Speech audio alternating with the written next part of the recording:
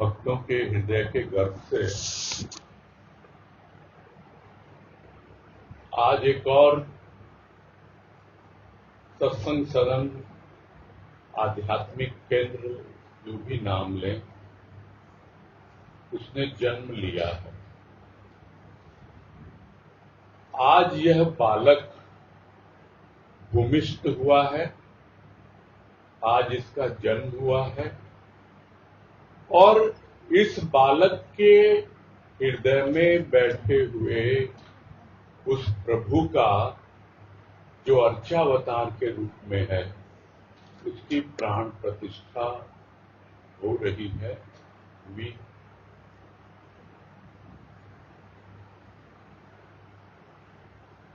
कानपुर का यह स्थान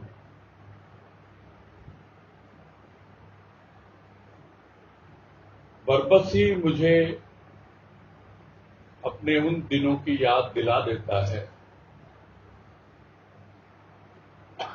जब मुझे भी कानपुर से करीब 40 किलोमीटर दूर जैनपुर में प्रवास का अवसर मिला था। लगभग 3-3.5 वर्ष।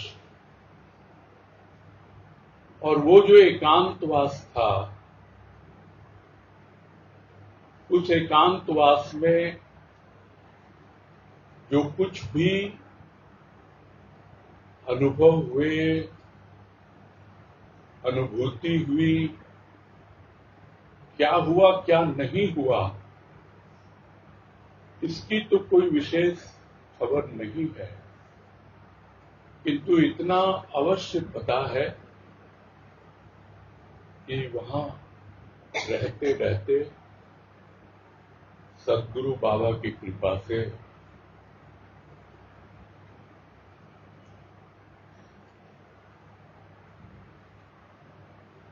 ज्ञान चक्षु खुल गए।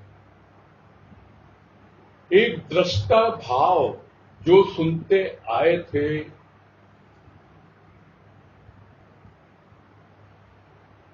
कि दृष्टा क्या होता है, तो जब तक वैसी दृष्टि न मिले तब तक दृष्टा समझ में आता नहीं है।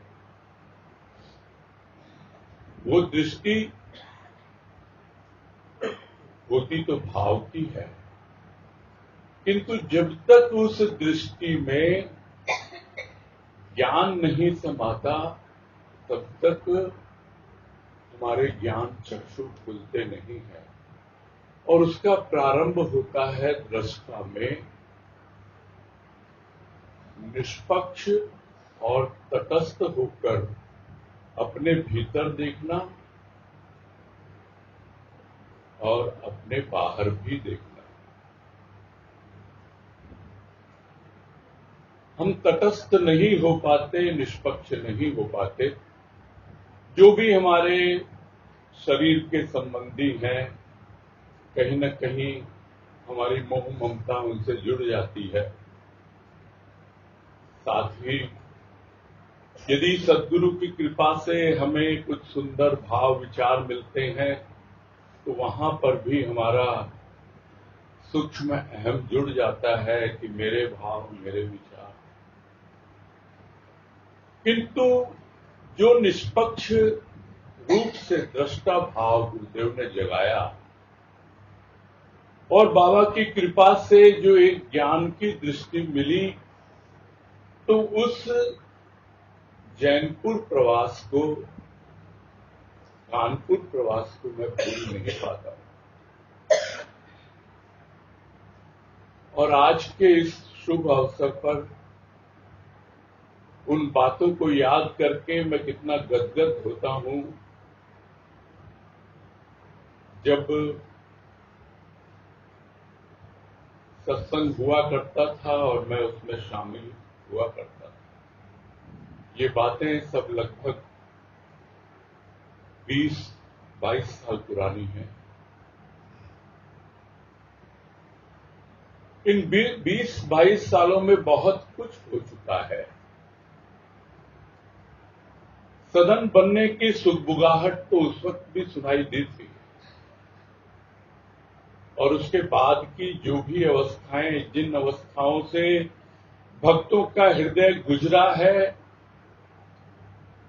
कि जिस प्रकार से अपने हृदय के गर्भ में उन्होंने सद्गुरु के भाव को संजोया रखा है और इतना धैर्य रखा, प्रतीक्षा की, भूमि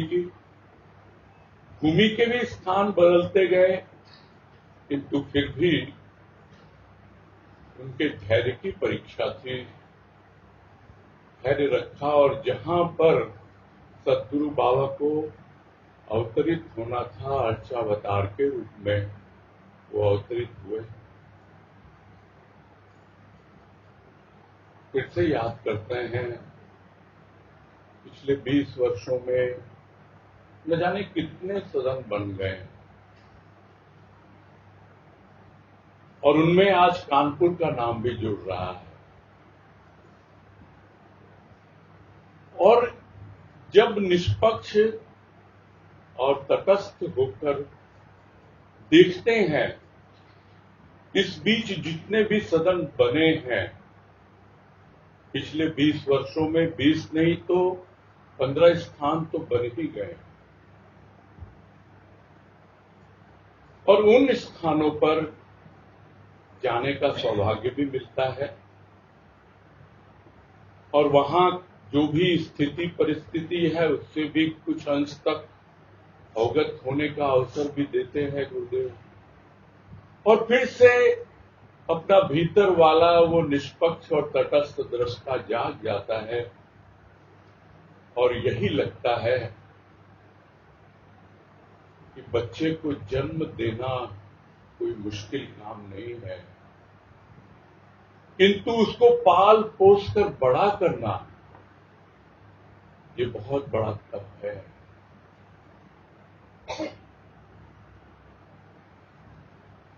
यह जिस दिन समझ में आ जाए प्राणी को, तो अपने आप ही उसके जीवन में संयम आ जाए, उसके जीवन में धैर्य आ जाए, और जो कुछ भी हमें कमियां नजर आती हैं एक दूसरे में, उसके साथ हमको जीना आ जाए। सत्संग के स्थान बनते हैं, बनते रहेंगे, संदेह नहीं है उसमें। संदेह तब पैदा होता है जब उन स्थानों पर जो गुरुदेव का भाव, जिस भाव के अंदर भक्ति और ज्ञान दोनों समाहित हैं, जिसमें हम प्रेम की अनुभूति करते हैं, वो भाव जब उसमें कमी आने लगती है तो संदेह पैदा होने लगता है। और जब निष्पक्ष और तटस्थ होकर देखते हैं समस्त स्थिति परिस्थिति को, तो यही लगता है कि सब कुछ तो अहंकार के ही खेल हैं।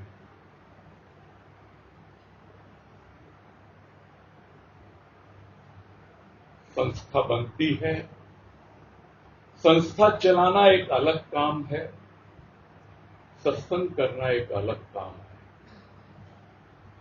पता नहीं गुरुदेव ये सब बातें क्यों आज कहलवा रहे हैं। यदि किसी को अटपटी लगे, बुरी लगे तो क्षमा चाहते हैं, किंतु यह ध्रुव सत्य है कि जब तक हमारा अहंकार पूरी तरह से उसके चरणों में विसर्जित नहीं हो जाता, तब तक हम सद्गुरु के उस भाव को समझ नहीं पाएंगे जो भाव हमें आत्मा तक ले जाता है, आत्म भाव तक ले जाता है। और तभी तो कहा गुरुदेव ने कि क्यों बनते हैं ये स्थान, क्योंकि हम चाहते हैं आत्मानंद का प्रसार। तो स्थान बने तो आत्मानंद के प्रसार के लिए, किंतु ये क्या, संस्थागत कार्य संस्था की तरह हो और सत्संग सत्संग की तरह हो। तो जो भाव गुरुदेव अभी दे रहे हैं इसका तात्पर्य यही मैं समझ में आ रहा है मुझे कि जो भी सत्संग में आगे बढ़ना चाहते हैं उन्हें और आगे बढ़ाया जाए। यह जिम्मेदारी उनकी होती है जिनके ऊपर संस्था का दायित्व है। और यदि सत्संग के संदर्भ में उन्हें थोड़े पीछे भी रहना पड़े तो ये न सोचे कल तो हम इतने अच्छे सत्संगी थे, भी अब अलग दायित्व आ गया है, बच्चे का पालन पोषण करना है, अपनी कुछ बहुत सी सहूलियतों को जिनकी हमें आदतें पड़ी हुई है उनसे हमको कॉम्प्रोमाइज करना होगा, समझौता करना होगा। और जो सत्संग में आगे बढ़ना चाहते हैं, जिनके भीतर उस प्रेम और भाव की ललक है, उन्हें प्रोत्साहन दें, उन्हें और आगे बढ़ाएं। ये सब बातें इसलिए कही जा रही हैं कि आज मैं याद करता हूं वो दिन, यदि मेरे पूर्वजों ने, मेरे बड़े बूढ़ों ने, चाहे वो ताई जी थी, चाहे मेरी माता जी थी या राजमा थी, उन्होंने यदि मुझे प्रोत्साहित नहीं किया होता, सत्संग में बढ़ावा नहीं दिया होता,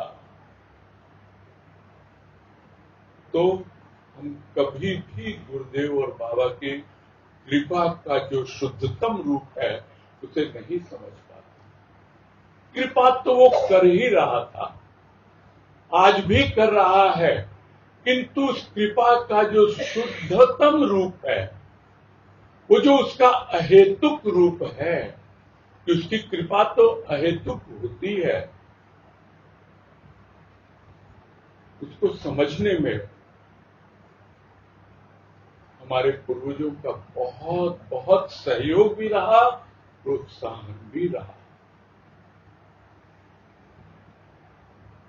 कृपा उसकी, सद्गुरु की, बाबा की, प्रोत्साहन संगी साथियों का, और उनमें भी जो विशेषकर हमसे बड़े हैं उनका प्रोत्साहन। और इस प्रकार से पाते हैं हम कि हमारा जीवन कैसे उसकी कृपा को पाकर के एक दिन अपने भीतर बैठे हुए उस परमात्मा से, जो आत्मा के रूप में है, उससे हमारा परिचय करवा देता है वो बाबा। बाबा का क्या वक्तव्य है, उनका क्या मंतव्य है। सिद्धियों का लाभ तो बहुत लोगों ने उठाया है, किंतु आज की जो स्थिति है वो बाबा के ज्ञान का लाभ उठाने की आवश्यकता है, जिसे हम कहते हैं कि बाबा तो ब्रह्म ज्ञानी है। गुरुदेव ने लाभ उठाया और भाव का रास्ता हमें बताया, भक्ति को अपनाया, आजीवन बाबा की भक्ति की और प्रेम और भाव के द्वारा हमें आगे बढ़ना सिखाया। बस यही हमारे सत्संग का सार है, यही मूल है। और यदि आज जन्मदिन के अवसर पर जन्म घुटी में यदि बच्चा अगर ये पी ले, इस भाव को पी ले और समझ ले कि हाँ मुझे तो अपना जीवन ऐसे यापन करना है, तो जीवन सफल हो जाए। यह तटस्थ दृष्टि है, निष्पक्ष दृष्टि है, किसी के साथ कोई पक्षपात नहीं है। जो भी भीतर का भाव गुरुदेव ने दिया, प्रस्तुत किया गया, यही लगता है कि हमारा जो सत्संग का मूल है वो प्रेम और भाव, वो खंडित न हो, वो इधर उधर न बिखरे। शायद इसी मतलब से गुरुदेव कहलवा रहे हैं। उनसे बारंबार यही प्रार्थना है कि भाई करने वाला तो तू ही है, हे बाबा सद्गुरु, तुम ही तो हो जो सबको संभालते हो, तो हम क्या कर सकते हैं? हम तो तुमसे प्रार्थना कर सकते हैं कि प्रभु सब बच्चे सही राह पर चलें,